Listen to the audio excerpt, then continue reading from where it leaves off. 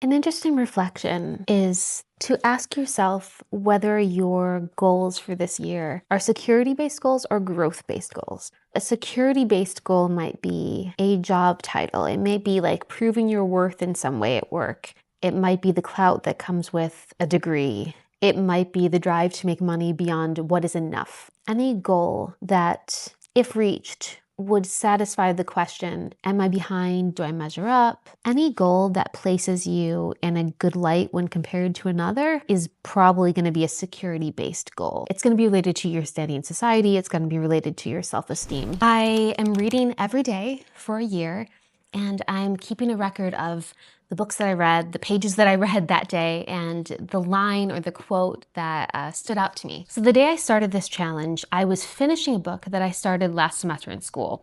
It's called Transcend by Barry Kaufman. One of the biggest things Kaufman does is rethink Maslow's hierarchy of needs. Typically, we hear Maslow and we think of the pyramid of needs, but Kaufman reimagines or comes up with a new metaphor for Maslow's work, and it's in the form of a sailboat. People have these two different sets of needs. On one side, we have security-based needs. So these are safety, connection, self-esteem. If we're using the sailboat metaphor, the hull of the boat represents the security-based needs. And then on the other side, we have growth-based needs. So these are exploration, love, and purpose. And the rudder and the sail itself represent the growth-based needs. You can imagine, in order to set sail, in order to move through the wind, you have to have a secure boat. The boat has to be, free of any leaks. It has to keep you above water. It's got to be in working condition. So it's extremely important to fulfill security-based needs, like making sure you have enough food, shelter, community, making sure you're safe, and that the conditions are met for you to thrive. The big difference that Kaufman is trying to make is that Maslow never meant that, once you secure a need, you move up to the next level like you're in a video game and you never have to go back and worry about that need again. It's not a sequence. It's more of an integrated balance of needs. So if you imagine a sailboat, let's say you've got the hull secured and you got the sail raised and you are coursing through the wind or water. I don't know boats. And your boat springs a leak.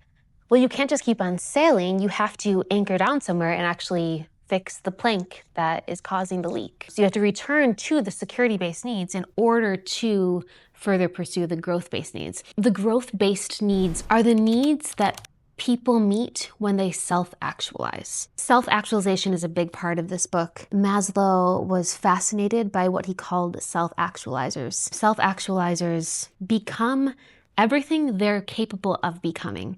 So they reach their highest potential, and then they use their alchemy of unique capabilities in service of others, in service of a cause greater than themselves. They're very externally focused. People who are not self-actualized, people who are very focused on security needs like safety, connection, and self-esteem, they're very inwardly focused. So you can kind of tell the difference between people by the direction of their focus and the goals that they're currently trying to meet. Maslow's work and Kaufman's interpretation of the work is that the sailboat's design is always to sail. The conditions aren't always met that it's able to sail. It might need to be repaired, but the blueprint is always there. And the same thing is true for people. We all have this orientation towards self-actualization, to growth, to becoming everything we are uniquely capable of becoming. He really makes the point, both Maslow and Kaufman, that self-actualization, sailing, isn't equally accessible to everyone. And it's important to say that out loud.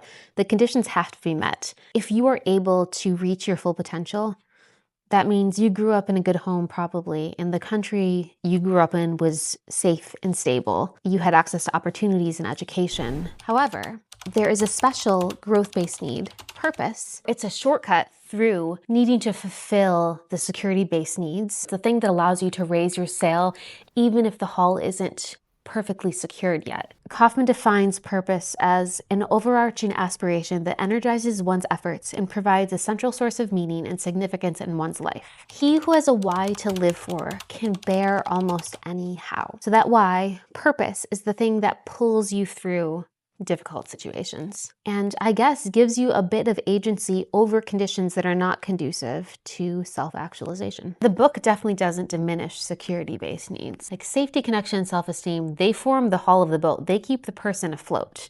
These are very important, but I think people pursue security-based ends redundantly. They become preoccupied with fear and I guess the need to prove their worth. Maslow called this deficiency motivation. And when you're caught in deficiency motivation, you're unable to pursue growth-related needs. But this is where purpose comes in. Purpose can redirect a person's attention away from redundant self-protection, self-prioritization, self-judgment, and toward the larger scope of reality that they endeavor to influence in some way. When a person pursues their purpose, their life becomes about how they might contribute rather than what they fear or how they are deprived. Purpose doesn't eliminate fear or shore up a person's security-based needs, but it alters their relationship to fear by shifting the center of gravity away from self-protection and toward impact and meaning. A good metaphor is imagining a window. When the light hits it a certain way, you see your reflection in the window. But if you just kind of tilt slightly or just kind of change your gaze, you can see through the window to what's outside. So people who are stuck trying to fulfill security-based needs are staring at their own reflection in the mirror, and people who are able to transcend those security-based needs and pursue growth-based needs like exploration, purpose, love, are able to look through the window out at the rest of the world. What I love about this book is that it gives the highest of compliments to human nature, to what we're all capable of becoming if the conditions are right. And I was just fascinated by his descriptions of self-actualized people. And I've met people like this. They are completely at ease around other people. They really listen. They really seem to care. They pursue their own interests and endeavors with vigor, but also humility. There's no falseness or scheming or comparison or competition. They're completely present and they make you feel seen and at ease. The book makes me want to become one of those people.